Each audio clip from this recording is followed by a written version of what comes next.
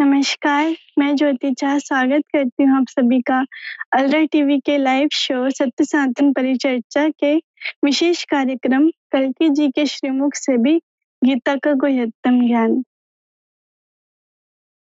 अलरा TV एक ऐसा मंच है जो हर धर्म, हर संप्रदाय के लोगों का स्वागत करता है, उनके विचारों का सम्मान करता है और मौका देता है लोगों को अपनी भाषा में प्रचार करने का।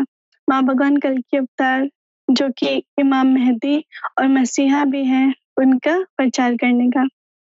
तो इस विशेष कार्यक्रम में जहाँ हम माँ भगवान कल्कि अवतार सरकार गौहर शाही जी की शिक्षाओं का प्रचार करते हैं, हमारे विशेष विद्वानों द्वारा जो भगवत गीता के ज्ञान को माँ भगवान कल्कि अवतार सरकार गौहर शाही की शिक्षाओं से की रोशनी में लोगों तक पहुंचाते हैं। मैं उनका स्वागत करती हूँ।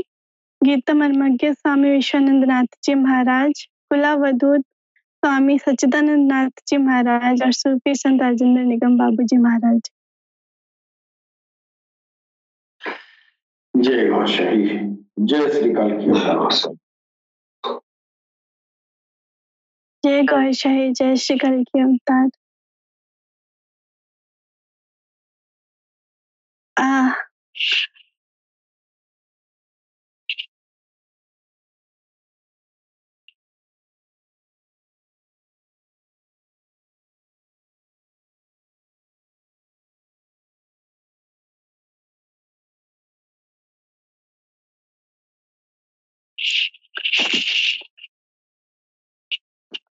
जी, तो आप सभी कैसे हैं? बहुत अच्छा, सरकार की बड़ी कृपा है और आपके गेस्ट जो है अभी उपलब्ध नहीं है। लग रहा है कि स्वामी जी हमारे जो है हमारे महाकुंभ में व्यस्त भीड़ भाड़ का माहौल है वहाँ, इसलिए आपका नेटवर्क नहीं मिल रहा होगा। जी हाँ, तो आप एक काम करें, जो स्वामी विश्वानंद जी महाराज का सवाल है वो सवाल जो है आप स्वामी सच्चिदानंद जी से ही कर लें तो बेहतर होगा, या आप उनको वेट कर लें। जी जरूर। तक स्वामी विश्वानंद जी से आगे कर लें, समय का अभाव है। जी, तो मैं अपने पहला सवाल जो है वो सबसे पहले तो आप सभी को महाकुंभ की हार्दिक शुभकामनाएं। ये महाकुंभ एक बहुत ही स्पेशल है कि ये 144 साल में सिर्फ एक बार आता है और हमें ये देखने को मिला के लिए सभी को बहुत शुभकामनाएं। वह प्रश्न जो स्वामी सच्चिदानंद महाराज से करती हूँ, प्रश्न है कि परमात्मा के व्यक्त और अव्यक्त रूप को स्पष्ट करते हुए उनके कार्यों को समझाने की कृपा करें।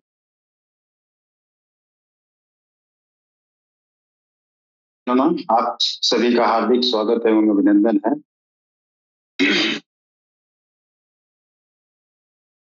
दूरी वही तय करनी है अज्ञान से उस ज्ञान तक जो अव्यक्त है, जो नित्य है, उसको जानना। प्रारंभ में तो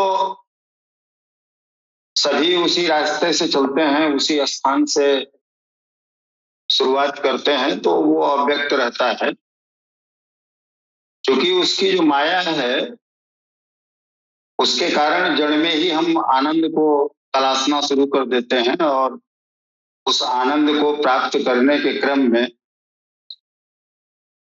तमाम भटकाव इस दुनिया में होता रहता है। सच्चिदानंद परमात्मा ने जब स्वामी जी हमारे कार्यक्रम में उपस्थित हो चुके हैं, तो मैं ये चाहती हूँ कि इस प्रश्न का उत्तर स्वामी विश्वानंद नाथ जी महाराज जी दें।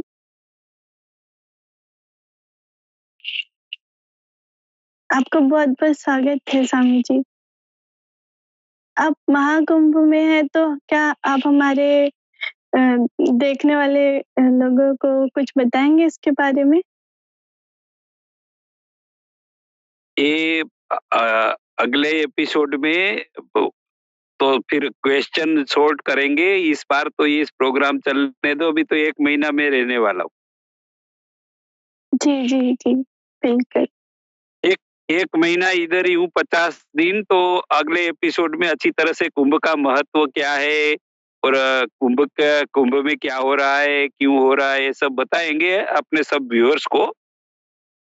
तो जी, इस बार तो ये क्वेश्चन आंसर पर पूरा करेंगे, अगली बार बताऊँगा अगले एपिसोड में, ठीक है? जी, जी, बहुत-बहुत धन्यवाद। तो मैं क्वेश्चन आपको फिर से रिपीट कर देती हूँ। क्वेश्चन है कि परमात्मा के व्यक्त और अव्यक्त स्वरूप को स्पष्ट करते हुए उनके कार्य को समझाने की कृपा करें।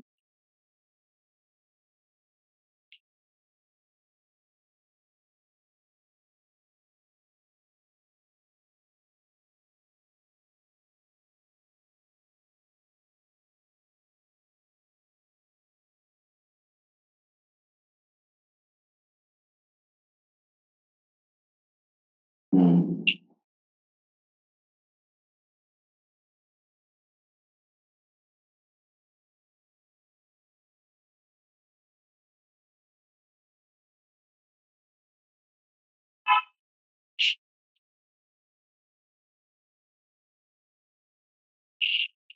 जी, लगता है स्वामी जी का नेटवर्क जो है वो भी सही नहीं आ रहा है। तो मैं मेरे व्यूअर्स से माफ़ी चाहती हूँ कि इनको अ, थोड़ा हम कार्यक्रम में जो रुकावट आ रही है उसके लिए। तो मैं सच्चिदानंद नाथ जी आपसे ही रिक्वेस्ट करती हूँ कि आप इस प्रश्न को कंटिन्यू करें। जी, उस आनंद को, उस परमात्मा को, उस नित्य को जड़ में ही तलाशना जब शुरू करते हैं लोग, तो वो अव्यक्त रहता है। और जब इस संसार में उलझ जाते हैं और कहीं से कोई पुण्य संस्कार उनका कार्य करता है और कोई जब सदगुरु मिल जाता है, तो वो व्यक्त हो जाता है। प्रारंभ में तो वो परमात्मा जब जड़ और चेतन जीव का निर्माण किया, तो उस आनंद को जड़ से और चेतन को ही तिरोहित कर दिया। और जब जीव का निर्माण किया तो उसमें वो सत और चित को तो डाल दिया, लेकिन वहां से भी आनंद तिरोहित कर दिया। तो उस छुपे हुए आनंद को, उस अव्यक्त परमात्मा को, उस नित्य को तलाशने में कुबुद्धि कह लीजिए या स्थूल बुद्धि कह लीजिए, उस बुद्धि के निर्देशन पे जड़ में ही उस आनंद को तलाशना शुरू कर दिया। हर जीव आनंद की ही खोज करना चाहता है, लेकिन बुद्धि उसे स्थिर या जड़ चीजों में ही आनंद को दिखाती है, यही उनका भ्रम रहता है। हमारे देवी देवता ये उन्हीं की योग माया है या अव्यक्त स्थितियों में जिस शक्ति के बल पे वो छुपा रहता है, अव्यक्त रहता है, ये देवी देवता उन्हीं का एक प्रतिमूर्ति कह लीजिए हैं, जो इन अनित्यों को तत्क्षण उपलब्ध कराने में सहायक होते हैं। अगर श्रद्धा पूर्वक नियमानुसार इनका पूजन किया जाए तो ये उस अभिष्ट को तत्क्षण उपलब्ध करा देते हैं। इनकी वही स्थिति रहती है जैसे एक दुकानदार की होती है, उसे आपके हित और अहित से कोई लेना देना नहीं है। उसकी पूजा हुई, उसका अंश उसको मिला, उसने आपकी कामना को उपलब्ध करा दिया। लेकिन परमात्मा तो उस माता पिता की तरह है जो आपके हित को देखते हुए आपकी कामनाओं की पूर्ति करता है जितनी आवश्यक है। तो वो अव्यक्त स्थिति में रहता तो है आपके दिल में ही। गीता कहती है ईश्वरः सर्वभूतानां हृदयस्य अर्जुन तिष्ठति। तो रहता तो हृदय में ही है, लेकिन अपनी माया के कारण वो छुपा रहता है, उसको हम जान नहीं पाते। इससे इस योग माया को पार पाने का एक ही रास्ता है कि कोई सद्गुरु मिल जाए और उस सद्गुरु से प्रेम हो जाए। क्योंकि शास्त्रों के माध्यम से या योग के द्वारा हम आज्ञा चक्र तो आ सकते हैं, इस दूरी तक तो पहुंच सकते हैं, या कल्बे शहीद की तुरंत पहले की स्थिति तक तो जा सकते हैं। लेकिन जब शहादत की बात आती है, शहीद होने की बात आती है, या आज्ञा चक्र से सहस्रार पे छलांग लगाने की बात आती है, तो वहां एक भय का ही माहौल रहता है। और उस भय के माहौल को, उस अनभिज्ञ दूरी को छलांग लगाने के लिए दो ही स्थितियां आवश्यक हैं। एक तो इस छलांग को कोई प्रेमी लगा सकता है जो दीवाना है, या दूसरा कोई पागल लगा सकता है। तो ये प्रेम जब तक उत्पन्न नहीं होता है तो ये अंतिम छलांग नहीं लग सकती है, शहादत नहीं हो सकती है। इसी को समर्पण कहते हैं। प्रेम की पराकाष्ठा हो जाए, दीवानापन हो जाए और अहं का समर्पण हो जाए, तभी ये छलांग लग पाती है। और ये जब छलांग लगती है तो वो व्यक्त हो जाता है, क्योंकि वो खुद ही 10 कदम आगे चल के आपके हृदय में उतर आता है। तो जब तक हम क्षत्रिय वर्ण तक नहीं पहुंचते हैं या कल्वे मुनि की स्थिति को नहीं पार कर पाते हैं, तब तक वो अव्यक्त रहता है। लेकिन जो ही हम शहादत दे के, छलांग लगा के प्रेम की पराकाष्ठा पे पहुंच जाते हैं सदगुरु के माध्यम से, या सदगुरु का प्रेम हमारे हृदय में उमड़ने लगे, बिना सदगुरु की याद के एक पल भी चैन न रहे, इस स्थिति में ये छलांग लग सकती है। सदगुरु ही ये दूरी तय करा देता है। तो ये व्यक्ति की स्थितियां हो जाती हैं, क्योंकि वो परमात्मा, वो सदगुरु आपके हृदय में आ गया। वो गुरु की प्रेरणा ही या आपके संस्कार ही इस पथ पे अग्रसरित करते हैं आपको, और उन संस्कारों के माध्यम से या उन कर्मों के माध्यम से, नियत कर्मों के माध्यम से ही आपको सदगुरु का सानिध्य मिल जाता है, उनका प्रेम मिल जाता है। और प्रेम मिल गया तो सोई जाने ये दे जनाओ, जानत तुम्हें तुम्हें हो जाओ। इस क्रम में गीता के अध्याय 7 के 24वें 25वें श्लोक को देखा जा सकता है। अव्यक्तम व्यक्तिमापन्नम मन्यते माम बुद्धया परम भाव जानन्तो मामाप्य मनुक्तम। देवताओं के नाम पर, देवता नाम की जब कोई वस्तु ही नहीं, तो जो फल मिलता है वो अविनाशवान है। फिर भी सब लोग मेरा भजन नहीं करते, क्योंकि बुद्धिहीन पुरुष अविनाशी परम प्रभाव को भली प्रकार नहीं जानते, इसलिए वे मुझ अव्यक्त पुरुष को, व्यक्ति भाव को प्राप्त हुआ मानते हैं, मनुष्य मानते हैं। अर्थात श्री कृष्ण भी मनुष्य शरीरधारी योगी थे, योगेश्वर थे, जो स्वयं योगी हो और दूसरों को भी योग प्रदान करने की जिनमें क्षमता हो, उन्हें योगेश्वर ही कहा जाता है। साधना के सही दौर में पढ़कर क्रमशः उत्थान होते होते महापुरुष भी उसी परम भाव में स्थित हो जाते हैं। शरीरधारी होते हुए भी उसी अव्यक्त स्वरूप में स्थित हो जाते हैं। फिर भी कामनाओं के विवश मंद बुद्धि के लोग उन्हें साधारण व्यक्ति ही मानते हैं। वे सोचते हैं कि हमारी ही तरह तो यह भी पैदा हुए हैं, भगवान कैसे हो सकते हैं। उन विचारों का दोष भी क्या है, दृष्टिपात करते हैं तो शरीर ही दिखाई पड़ता है। वे महापुरुष के वास्तविक स्वरूप को देख नहीं पाते और जो देखने की क्षमता नहीं है, यही उस परमात्मा का अव्यक्त स्वरूप है। और जब व्यक्त हो जाता है तो उसका आचरण भी उस दिव्यता को प्राप्त कर जाता है। दूसरे श्लोक में कहते हैं, नाहं प्रकाशः सर्वस्य योग माया समावृता मूढ़ोऽयं नाभिजानति लोको माम अजम अव्ययम। सामान्य मनुष्य के लिए माया एक पर्दा है जिसके द्वारा परमात्मा सर्वथा छिपा हुआ है। इस योग माया, इस आवरण के द्वारा, इस अज्ञान के द्वारा ही वो आपके साथ रहते हुए भी छुपा हुआ है।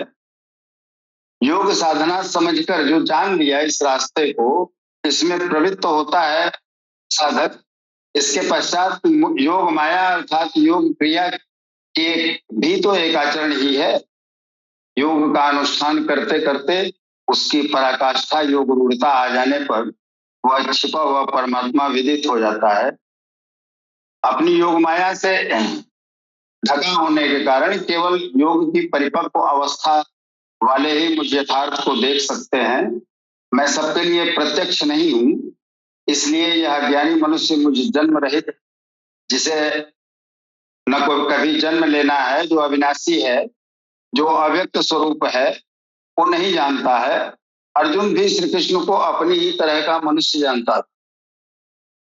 तो चूंकि जब तक वो क्षत्रिय वर्ण के थे, जब तक वो छलांग नहीं लगा पाए थे, उनके मन में तमाम भय उत्पन्न होते रहे। इसीलिए वो तमाम प्रश्न भगवान कृष्ण से करते रहे, सदगुरु से करते रहे। जब भ्रम मिट गया, तो जब समर्पण हो गया, तो उस परमात्मा का प्रकटीकरण हो गया। उनके हृदय में वो परमात्मा उतर आया। इसीलिए नर और नारायण की भी उपमा वहां दी जाती है।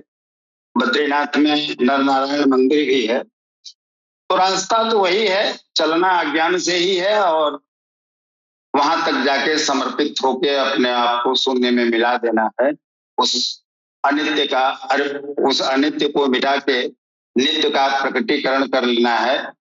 यही मार्ग है और यही साधकों का अभिष्ट है। तो परमात्मा प्रारंभ में तो अव्यक्त रहता है, लेकिन या योग के बल पे या सदगुरु के कृपा से वो व्यक्त हो जाता है और आपके हृदय में ही व्यक्त होता है। जी।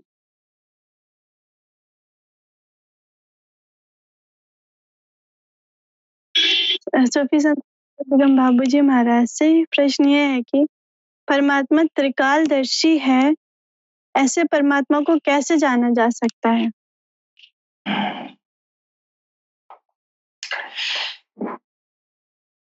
परमात्मा को जानने के लिए भगवान कृष्ण ने बताया है कि मनुष्य के सामने ये जो माया है वो जो है एक पर्दा के रूप में इंसान के सामने आंखों पर ये लगा हुआ है। जब तक ये माया हटेगा नहीं, तब तक हम परमात्मा को पहचान नहीं पाएंगे। मैं इस सवाल का जवाब गीता के रोशनी में और हदीसों की रोशनी में भी मैं बताना चाहूंगा। सामान्य मनुष्य के लिए माया एक पर्दा है जिसके द्वारा परमात्मा सर्वथा छिपा हुआ है। योग साधना समझकर वह इसमें प्रवृत्त होता है।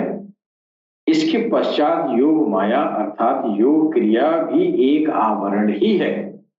योग का अनुष्ठान करते करते उसकी पराकाष्ठा योगारूढ़ता आ जाने पर वह छिपा हुआ परमात्मा विदित हो जाता है। योगेश्वर भगवान कृष्ण कहते हैं, मैं अपनी योग माया से ढका हुआ हूं। केवल योग की परिपक्व अवस्था वाले ही मुझे यथार्थ देख सकते हैं। मैं सबके लिए प्रत्यक्ष नहीं हूं, इसलिए यह ज्ञानी मनुष्य मुझे जन्म रहित अविनाशी अव्यक्त स्वरूप को नहीं जानता। तो कहने का अर्थ ये है कि भगवान कह रहे हैं कि मैं अपनी योग माया से ढका हुआ हूं और केवल योग की परिपक्व अवस्था वाले लोग ही मुझे यथार्थ देख सकते हैं, अन्यथा नहीं देख सकते हैं। योग की मैच्योरिटी अगर नहीं आई है तो परमात्मा का आप जो है न जान सकते हैं, न देख सकते हैं, न समझ सकते हैं। अब ये माया क्या है? इसी को हदीसों में यही बात कही गई है कि मन अरफा नफ्सहु फखत अरफा रब्बहु, यानी जिसने अपने आप को पहचाना। अब अपने को पहचानने के पीछे क्या है कि इस माया को आप पहचाने कि मेरे अपनी पहचान होने के पहले जो माया का जो कवर, जो मोटा लेयर चढ़ा हुआ है, इसको हम पहचाने। जैसे काम, क्रोध, लोभ, मोह, मद मत्सर, अत्याचार, व्यभिचार, ये कुविचार, ये मानसिक जो भी मानस पटल में छुपी हुई ये जो बीमारियां हैं, ये इस पर्दे के बाद यानी उसके पीछे ही वो छुपा हुआ है। मन अरफा नफ्सहु फकत अरफा रब्बहु, इन सब चीजों को नफ्स कहा गया, यानी नफ्सानी हरकतें कही गई, यानी इंसान का जो मन का अनियंत्रण है उसको नफ्स कहा गया।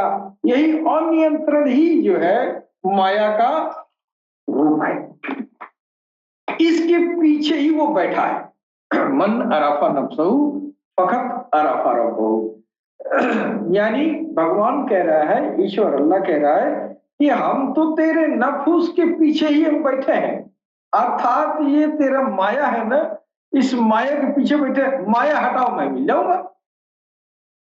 तो ये जो है मन अरफा नफ्सहु फकत अरफा रब्बहु, और इसी को जो है भगवान कृष्ण जो है ये गीता में कह रहे हैं कि ये अपनी योग माया से, मैं खुद अपनी योग माया से ढका हुआ हूं और योग की परिपक्व अवस्था वाले, यानी जिसने अपने नफूस को, अपने इस आसुरी आत्मा को संतुष्ट कर लिया, अपने ऊपर जो है ये शैतानी जो किला बना हुआ है उस किले को जिसने ढा दिया, जिसमें जिसने अपने महाभारत पर विजय पा लिया, अपने अंदर हो रहे महाभारत, असुर और ये देवता के बीच जो झगड़ा है ये खत्म हो गया, तो फिर उसके पीछे तो परमात्मा है ही है। तो इसी को कहा गया मन अरफा नफ्सहु फकत अरफा रब्बहु।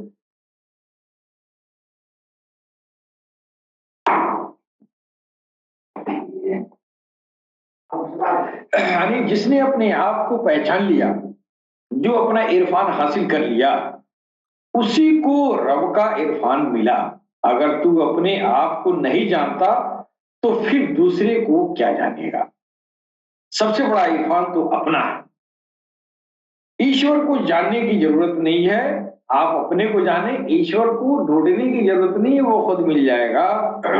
अपने आप को ढूंढिए, अपने आप को जानिए, और इसी बात को, ये गीता के इसी बात पर, इसी योग ज्ञान पर जो है इकबाल साहब ने फरमाया था कि खुद ही को कर बुलंद इतना, सारी दुनिया जानती है ये शेर जो है उनका बड़ा मशहूर है, खुद ही को कर बुलंद इतना कि हर तकदीर से पहले, यानी अपने आप को इतना पहचान ले कि तेरी तकदीर लिखने से पहले ईश्वर तुझसे पूछे कि बताओ तेरा क्या इरादा है।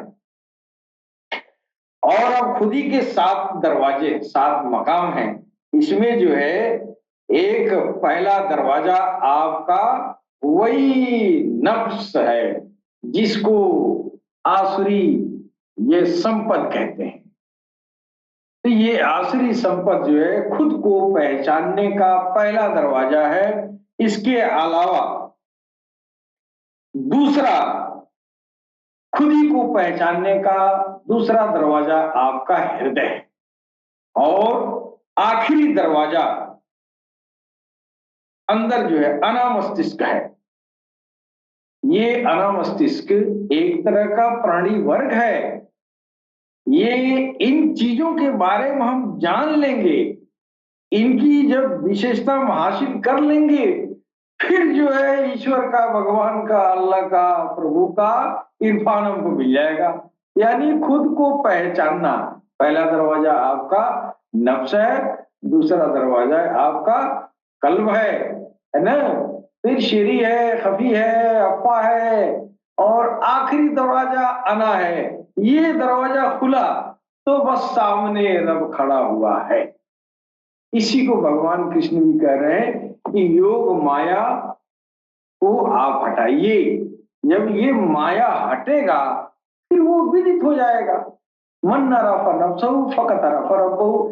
इसी को जो है हदीसों में कहा गया कि नफ्स के पीछे, हम तेरे नफूस के पीछे बैठे हैं, तो यानी तू अपने माया को हटा। जो हटा माया क्यों मैं प्रकट हो गया। और जो माया हट गया, जो हटा लिया, वो योग में परिपक्व हो गया।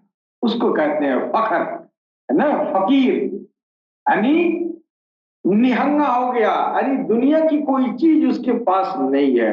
एकदम मिट गया, मिटा दिया अपने आप को। जो भी काम, क्रोध, लोभ, मोह, मद मत्सर, अत्याचार, व्यभिचार, ये सब मैं के अंदर आता है। मैं मिट जाता है। मैं का इतने सारी चीजों का एक शब्द में बंद किया जा सकता है, वो है मैं। और मैं में ये सारी, ये शैतानी, ये तमाम तरह की खुराफात, तमाम तरह की मन की चंचलता, तमाम तरह की ये जो है ऐशो आराइश, तमाम तरह के नजारे, ये सब मैं के अंदर आता है। ये गया, फिर इसके पीछे वो बैठा। मैं गया, वो आ गया। इसीलिए जो है गुरुओं ने हमारे सनातन संस्कृति में जो मंत्र देते थे अजपा जाप का, वो क्या था? मैं वही हूँ, सोहम सोहम। और आज भी तमाम सारे गुरु देव ऐसे लोग हैं जो इसी मंत्र को देते हैं, सोहम सोहम। यानी मैं वही हूँ, मैं हटाओ वही हो जाएगा। इसी मैं वही सोहम में बड़ा राज है। इसी में सारा संपूर्ण अध्यात्म का राज छुपा है। मैं हटा, वो आया। इसलिए बहन जी, परमात्मा को समझने के लिए आपने जो सवाल किया है, परमात्मा को कैसे जाना जा सकता है? परमात्मा को जानने के लिए पहले खुद को ये जो समझना पड़ता है, मैं को हटाना पड़ता है, खुद ही को बुलंद करना पड़ता है। फिर वो खुद ब खुद नमूदार हो जाता है, वो प्रकट हो जाता है। उसको खोजने की जरूरत नहीं है, खोजना अपने को है। और अपने को कब खोजेंगे?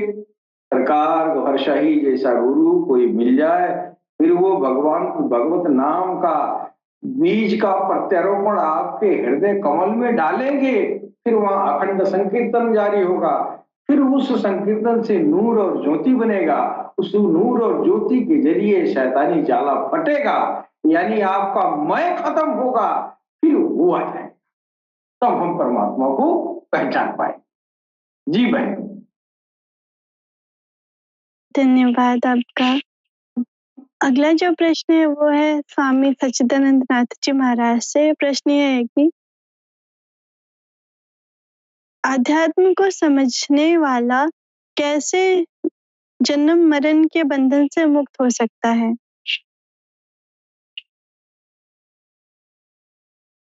अभी सूफी साहब ने कहा कि खुद को ही समझना पड़ेगा और अहंकार को छोड़ना पड़ेगा।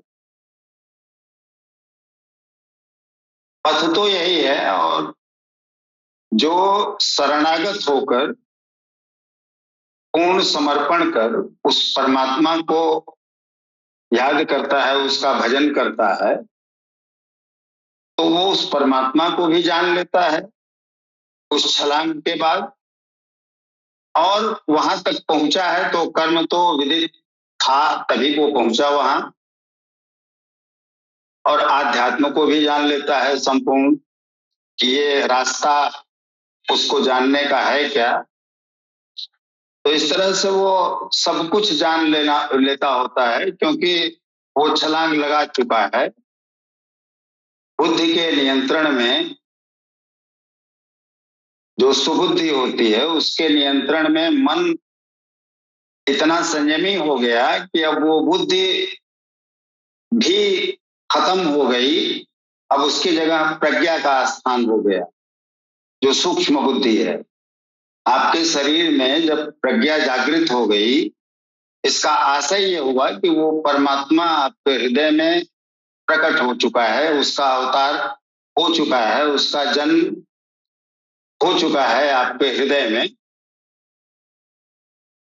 इसलिए जब वो उस परमात्मा तक पहुंच गया, उसको जान लिया, तो उसे कुछ जानना शेष रहा ही नहीं। वेद भी कहता है कि एकस्मिन् विद्यते सर्वमिदं विज्ञातम भवति। जो एक को, उस परमात्मा को, उस नित्य को जान लिया, वो सब कुछ जान लेगा। हालांकि कुछ साधक आत्मज्ञान को ही मानव जन्म का अंतिम लक्ष्य मानते हैं और ये समझने लगते हैं कि हमें परमात्मा का ज्ञान हो गया क्योंकि आत्मा ही तो परमात्मा है। नहीं, ये तो समुद्र की लहरों से उठी एक बूंद है जो थोड़ी देर के लिए भान कर रही है कि बूंद हूं। अभी परमात्मा में मिली कहाँ? जब परमात्मा में मिल जाएगी तब वो सागर कहलाएगी। या हम ये कहें कि हम एक खिड़की से, एक झरोके से आसमान का दर्शन तो कर रहे हैं, लेकिन ये संपूर्ण आसमान का ज्ञान कहाँ हो? ये तो झरोके का ज्ञान हुआ, आत्मज्ञान ना। इसलिए जब साधक परमात्मा को जान लेता है, उसके हृदय में परमात्मा का जन्म हो जाता है, अवतरण हो जाता है, तो वो सब कुछ जान लेता है और इस माया की सीमाओं को तोड़ देता है, इसका अतिक्रमण कर लेता है। ये नफ्स मुतमईन हो जाता है, मन की गति शांत हो जाती है, क्योंकि प्रज्ञा का जन्म हो गया और प्रज्ञा के साथ ही उस परमात्मा का भी जन्म हो गया। इसे गीता अध्याय 4 के श्लोक नंबर 9 में बहुत सुंदर ढंग से समझाया है। जन्म कर्म च मे दिव्यम एवं यो वेत्ति तत्त्वतः त्यक्त्वा देहम पुनर्जन्मम नेति मामेति सोऽर्जुन। मेरा वह जन्म अर्थात समर्पण, ग्लानि हुई और श्रद्धा बढ़ी और जाके सदगुरु के चरणों में समर्पित हो गए। तो ग्लानि के साथ स्वरूप की रचना तथा मेरा कर्म। कर्म क्या है? दुष्वृत्तियों को दूर करना, उनके कारणों का विनाश करना, साध्य वस्तु को दिलाने वाली क्षमताओं का निर्दोष संचार करना, धर्म की स्थिरता। यह कर्म और जन्म दिव्य अर्थात अलौकिक है। ये प्रक्रिया सामान्य जन्म की प्रक्रिया नहीं है, ये आध्यात्मिक जगत की प्रक्रिया है जहां जन्म हो रहा है। ये लौकिक नहीं है, इन चर्म चक्षुओं से इसे देखा नहीं जा सकता, मन और बुद्धि से उसे मापा नहीं जा सकता। क्यों? क्योंकि जो व्यक्ति तत्वतः, जो तत्व से साक्षात्कार कर लिया, वह तत्वदर्शी है, वही मेरे इस जन्म को और कर्म को देखता है कि मैंने कैसे दुष्वृत्तियों का नाश किया, उनके कारणों का समापन किया, उनको शांत किया और बुद्धि को समाप्त करके उसको प्रज्ञा का रूप दे दिया। सूक्ष्म बुद्धि हो गई, जो परमात्मा के इशारे पे ही चलने लगी। जो तनिक सा हवा से बाग हिली तो वो स्थिति हो गई कि उसका अपना कुछ रह ही नहीं गया, उसने खुद को समर्पित कर दिया है। कहाँ? श्री गुरु के चरणों में। क्योंकि परमात्मा को तो उसने देखा नहीं, परमात्मा उस गुरु या उस मुर्शिद के हृदय में ही तो है, उसी के रूप में ही तो है। अगर हम विस्तार करना भी चाहेंगे तो कौन सा स्वरूप की कल्पना करेंगे? तो जो साक्षात मूर्ति है उसमें समर्पण और श्रद्धा ये दोनों जब हो जाती है तो वो प्रेम की पराकाष्ठा इस जन्म को प्रस्तुत कर देती है। उस परमात्मा का जन्म आपके ही हृदय में हो जाता है। और तत्वतः जानने का आशय ये नहीं कि 5 या 25 तत्व हैं जो दर्शन के हिसाब से हैं, इनको गिन लिया, जान लिया और हो गए तत्वदर्शी। आत्म साक्षात करने वाला ही इस आविर्भाव को समझ पाता है। सिद्ध है कि अवतार किसी विरही अनुरागी के हृदय में होता है। आरंभ में उसे वो समझ नहीं पाता कि हमें कौन संकेत दे रहा है, कौन मार्गदर्शन करता है, किंतु परम तत्व परमात्मा के दर्शन के साथ ही वो देख पाता है, समझ पाता है, फिर शरीर को त्याग कर पुनर्जन्म के बंधनों से मुक्त हो जाता है। यदि आप निर्धारित कर्म करें तो पाएंगे कि आप भी दिव्य हैं। आप जो हो सकते हैं, मैं वो हो चुका हूं, ये भगवान कृष्ण कह रहे हैं। मैं आपकी संभावना हूं, आपका ही भविष्य हूं। अपने भीतर आप जिस दिन ऐसी पूर्णता पा लेंगे तो आप भी वही होंगे जो श्री कृष्ण हैं। तो सरकार गौहर शाही यहाँ श्री कृष्ण बनाने आए हैं। जो भी ये चाहता है कि हमें भी श्री कृष्ण बनना है, हमें भी वो छलांग लगानी है प्रेम की, तो वो इस प्रक्रिया को अपना सकता है। वो नामदान लेके इस अखंड कीर्तन का, इस नियत कर्म का अपने हृदय में बीजारोपण करा के वो भी श्री कृष्ण बन सकता है। तो यहाँ जितने भी लोग हैं वो उस परम तत्व को प्राप्त करने के लिए ही हैं, और निश्चित है कि वो परम तत्व को पाएंगे, उस परमात्मा को अपने हृदय में अवतरित हुए देखेंगे, ऐसा अनुभव करेंगे। तो अध्यात्म को जो समझ लिया है, जो उस रास्ते को समझ लिया है, वो जन्म मरण के बंधन में तो आ ही नहीं सकता, क्योंकि अब जिसका जन्म हो चुका है वो तो नित्य है। वो तो कभी जन्म लेता ही नहीं, वो तो कभी मरता ही नहीं, वो तो निराकार है, निर्विकार है। ये बाकी तो गुणा गुणेषु वर्तन्ते इति मत्वा न संजते, बाकी तो उसकी योग माया या जिसको हम प्रकृति कहते हैं, उस प्रकृति के गुणों के कारण ऐसा होता है जो हम सामान्य तया करते हैं।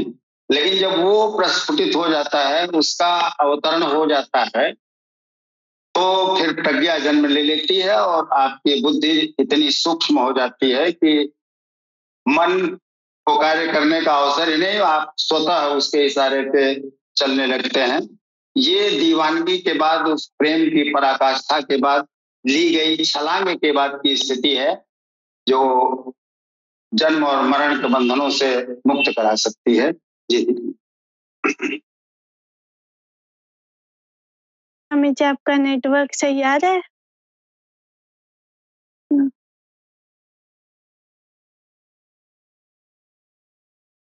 नेटवर्क चालू है, मेरी आवाज आ रही है? जी आपकी आवाज आ रही है। आपसे इस कार्यक्रम का प्रश्न पूछ लेते हैं। और आपके लिए प्रश्न है कि मनुष्य मोहग्रस्त क्यों हो जाता है और इससे छुटकारा कैसे मिल सकता है? जी, मनुष्य मोहग्रस्त क्यों हो जाता है, उसको भगवान श्री कृष्ण श्रीमद् भगवत गीता के अध्याय 7 ज्ञान विज्ञान योग के श्लोक नंबर 27 में यहाँ भगवान समझा रहे हैं कि इच्छा द्वेष समुत्थेन द्वंद्व मोहेन भारत सर्वभूतानि समोहम सर्गे यान्ति परन्तप। यहाँ भगवान श्री कृष्ण समझा रहे हैं कि जो मनुष्य अपने जीवन में उपयोगी इच्छाओं से ज्यादा इच्छाओं को अपने मन में उत्पन्न कर देते हैं, फिर इस प्रकार से उत्पन्न की गई ये सब इच्छाओं को पूर्ण करने के लिए बहुत दौड़ भाग करता रहता है। तो उनको बहुत कष्ट हो जाए, वैसा पुरुषार्थ का बोझ उठाना पड़ता है। ऐसा करने से भी मनुष्य की सब इच्छाओं को पूर्ण वे नहीं कर पाता है। जब उनकी इच्छाओं वे अधूरी रह जाती है तो अधूरी रह गई हुई ये जो इच्छाएं है वो देखते हैं, तब वे गलत तौर तरीके अपनाने लगता है। वे लांच रुश्वत तो दूसरों को नुकसान करने लगता है। एकदम स्वार्थी और संकुचित होके अपने सारे कर्मों को अपने करने लगता है। तब वैसे उनके कर्मों से समाज जीवन, राष्ट्र जीवन, वैश्विक जीवन और समग्र जीव सृष्टि जगत को भी वो बहुत बड़ा नुकसान करने लगता है। वैसा स्वार्थी और अपनी अनगिनत इच्छाओं को रखने वाले व्यक्ति, इच्छा पूर्ति करने वाले लोगों के प्रति वे राग यानी कि अपनापन उत्पन्न करने लगता है। और वैसा स्वार्थी और अपनी अनगिनत इच्छाओं को रखने वाले व्यक्ति की इच्छाओं को पूर्ण करने में जो लोग सहयोग या मदद नहीं कर पाते हैं, तो उनके उनके प्रति वो द्वेष और घृणा, दुश्मनी, नफरत करने लगता है। तो ऐसी अनेक प्रकार की इच्छाधारी व्यक्ति अपने परिवार के संगी लोगों में भी अपना स्वार्थ देख के उसको खुश रखने के लिए उनमें मोहित हो जाते हैं। अपने परिवार के लोगों के संग में रहकर अपनी सलामती ढूंढने लगता है, लेकिन उनके परिवार के लोग भी स्वार्थी हो जाने से वहां भी आपस में टकराव और अशांति होती रहती है।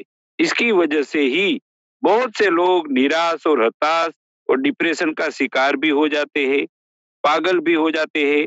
इस प्रकार कोई भी मनुष्य अपनी बिन जरूरी इच्छाओं को ज्यादा से ज्यादा उत्पन्न करता रहता है। उस कारण से ही उनको राग द्वेष जैसा ये द्वंद्व उत्पन्न होता रहता है और उस कारण से ही वैसा बहुत इच्छाधारी मनुष्य मोहग्रस्त हो जाता है।